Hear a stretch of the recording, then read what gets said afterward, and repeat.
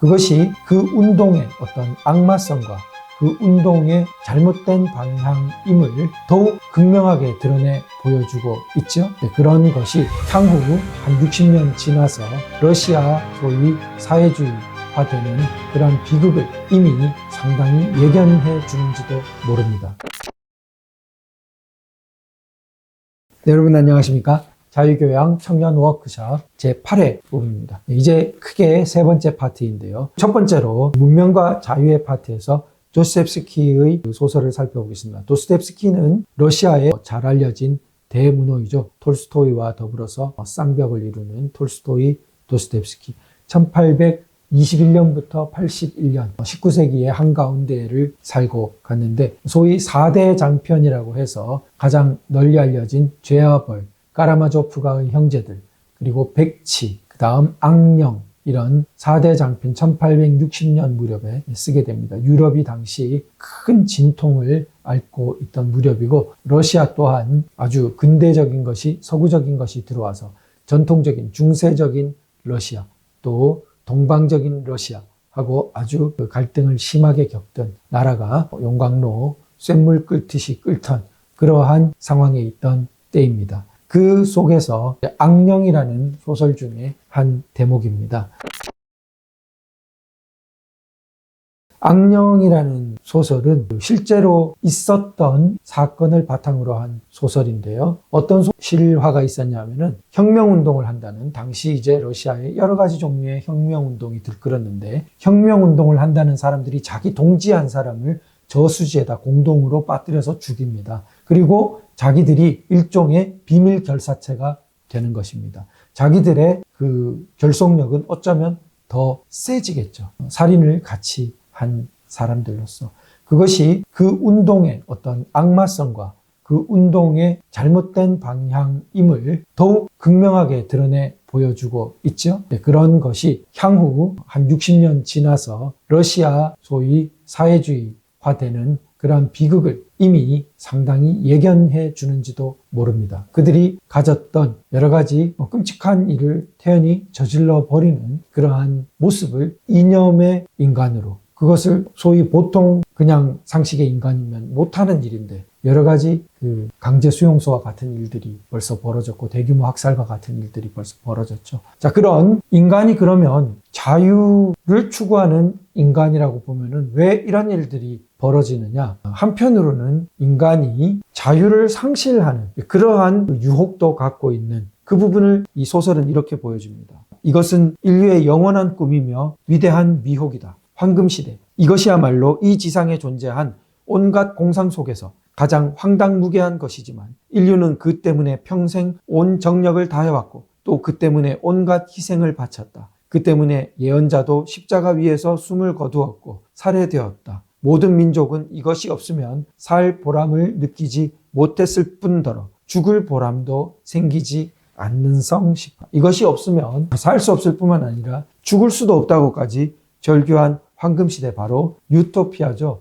그러니까 이런 유토피아적인 이상에 몸이 달아서 인간은 스스로 자유를 상실하는 길, 그것이 바로 공산주의 유토피아를 쫓는 모습과 비슷하죠. 자유를 상실하는 길로도 걸어가 버린다는 그런 인간의 모습을 간파하고 있습니다. 이 주인공은 실제로 소녀를 성적으로 유린함으로써 자살에 이르게 하는 범죄를 저지르고 자기 나름의 방황 끝에 이런 이상한 환상을 보게 되고 마음이 편안해졌다고 합니다. 그게 제가 어릴 때 이 소설을 읽을 때는 충분히 이해되지 않았는데 나중에 보니까 이 공산주의 운동으로 연결되는 것과 너무 내적으로 영혼의 상태를 잘 묘사하고 있다고 생각됩니다. 이런 환상을 보고 마음이 편해지는 거예요. 편안해지는. 자기의 끔찍한 범죄에 가까운 그 양심의 가책 같은 게 없어지는 거예요. 뭐로? 이 유토피아적인 환상으로. 그리고 그것이 다른 사람들에게 이게 바이러스처럼 전파되는 겁니다. 그리고는 그 중에 어떤 약한 사람은 저수지에 빠뜨려지는, 살해되는 그러한 사건으로까지 연결되는 겁니다. 그래서 그런 아주 천재적인 예술가의 직관과 통찰로 이미 러시아의 미래를 예견했다고도 볼 수 있겠죠. 그래서 도스토옙스키의 책은 한편으로는 굉장히 그 사회에 저항하는 요소들을 담고 있는 것 같지만 한편으로는 사회주의 체제에서, 공산주의 체제에서 다 금서가 되었습니다. 그래서 자유체제가 이런 위대한 문학을 낳았죠.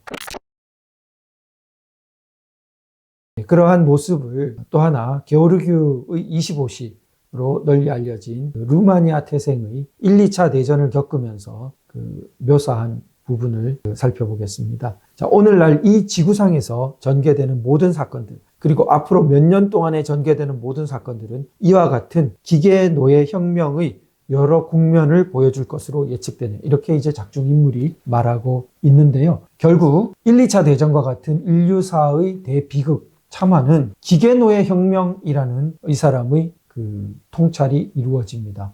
마치 노예 반란, 스파르타쿠스의 난처럼. 자, 노예 반란 어떻게 생기죠? 노예는 당시 물질적인 생활을 가능케 하는 토대입니다. 노예의 노동력이 없다면은 당시 발전된 철학도, 여러 가지 예술도, 또 문화생활도 없었겠죠. 그런데 그 노예제라는 것은 인간이 아닌 것으로 취급하는 굉장한 모순을 내포하고 있죠. 그러니까 노예의 반란이 일어나죠. 오늘날 우리가 생각해보면 그 사람이 인간인데. 그러니까 그 노예의 반란, 노예의 난이 로마 같은 데도 다 기초를 불안정하게 만들었단 말이죠. 그래서 로마도 점점 더 약해져 가고 나중에 결국 붕괴되어 가고 노예제는 없어지죠. 자, 그러한 노예 반란과 같은 것이 오늘날 우리는 한 사람이, 우리나라 평범한 사람이 하루에 쓰는 전기량이 에베레스트를 몇 번이나 오르락내리락 하는 에너지와 같다고 에너지 전문가는 계산하고 있습니다. 우리가 어마어마한 에너지를 쓰고 있는 겁니다. 근데 우리 눈에는 노예 같은 사람들은 없어요. 그게 다 기계화되어서 나타나니까 우리가 어떤 옛날 노예의 노동력으로 계산하면은 어마어마한 숫자의 노예 노동력을 쓰고 있는 겁니다.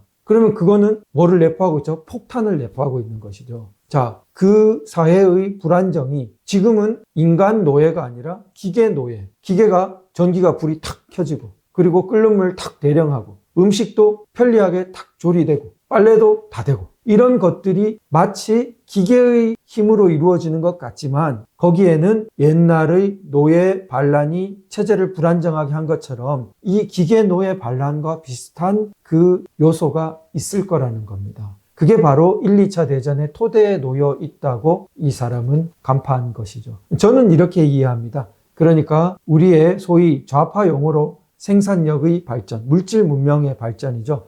그것은 처음에는 정신적인 각성이나 부흥이 있고 따라옵니다.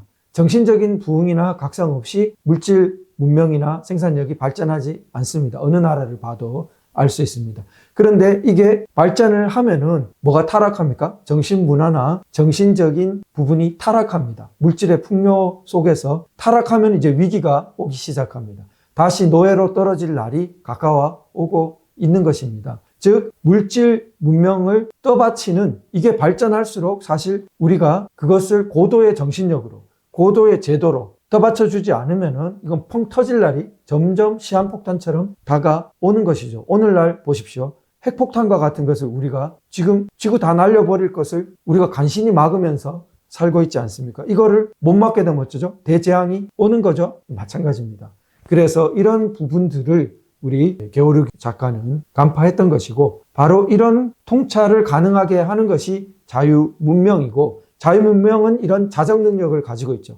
자유문명이 가진 약점이나 결함도 여러 가지 문명의 모습 속에서 표출되고 또 복잡한 복합적인 상호작용 속에서 정제되어 가고 또 서로 견제되고 이런 모습이 자유문명의 모습이고 그런 것들이 많이 표출된 것이 이제 문학이라든지 문화라든지 여러 풍부한 것들 속에서 함께 이루어져 가는 자유문명의 풍부함. 그러니까 자유문명은 정치가 굉장히 요체를 이루지만 정치만으로 구성되지 않고 여러 가지 두터운 이런 것들 속에서 함께 구성되는데 만일 여러 가지 교육도 썼고 문화도 썼고 이 자유문명을 떠받쳐 갈 것들이 다 붕괴되기 시작하면은 그러면은 정치 체제가 유지될 수가 없겠죠. 마침내 자유문명, 자유정치 체제도 종말을 고하게 되겠죠. 우리가 이런 시야를 좀 더 폭넓게 가지고 자유민주 정치 체제, 자유문명 모습을 보는 것이 필요하다. 앞으로 더욱 그 방향에 있어 발전이 있어야 하겠다. 그런 부분에서 자유문명을 무너뜨리고 자유민주 정치체제와 다른 방향에 선 사람들이 오히려 문학, 문화, 그리고 여러 문명적 요소들에 진출했지만 우리들은 그런 노력을 좀 소홀히 하지 않았나. 자유문명을 수호하고자 하는 분들이 그런 부분에 있어서 좀 일대의 심기일전이 필요하다. 그런 생각을 해봅니다. 다음 시간에는 우리가 춘추좌시전과 루이스 몬포드의 교재를 가지고 전쟁의 모습에 대해서 한번 살펴보도록 하겠습니다. 감사합니다.